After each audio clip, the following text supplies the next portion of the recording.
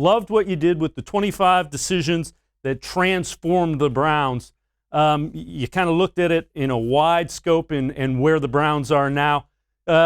Let's go through the biggest decision that got the Browns to where they are, and maybe the most underrated that kind of maybe flew under the radar, but you're going to look back and go, boy, that was really important.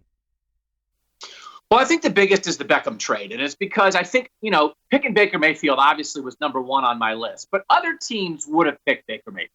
And the Browns earned that number one pick before John-Dorsey got here by going 0-16. But I don't know if any other GM in the game could have pulled off the Beckham trade, and they just had the exact right pieces to make it work. They had drafted Austin Corbett so you could trade Kevin Zeitler, and that got the talk with the Giants going, even though he really led to Olivier Vernon. You had Jabril Peppers as an extra first-round pick. You could throw him in there. He was a big part of that deal. I just think the way Dorsey, there were pieces there that were available to him, but that he combined those pieces into a franchise-changing receiver. It's obvious, but I don't know that many other guys could have done it, and I think that really, in the end, may be the decision that brings this all together for the Browns. And as far as one that goes maybe under the radar?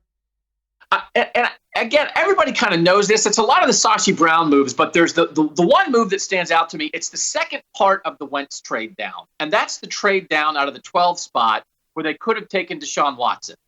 Because what they wound up doing was turning – people call it a trade down. They traded up because they traded down and got a pick in the 20s that year that turned into Peppers, which was a valuable piece. And then the first-round pick they got the next year from the Texans because Watson got hurt, that was the number 4 pick in the draft. So they turned number 12 into number 4 and number 25. And then that became Denzel Ward. So by not drafting Deshaun Watson, you created Denzel Ward, which is huge, and you left yourself the opportunity to draft Baker Mayfield because you still needed a quarterback. So a lot of people talk about the Carson Wentz trade originally, the original trade down.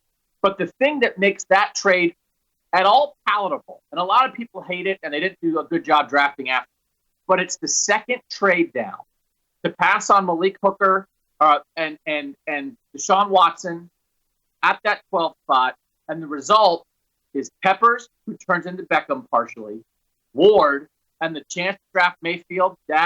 So I love Deshaun Watson, but if they had taken him, this would be a very different franchise.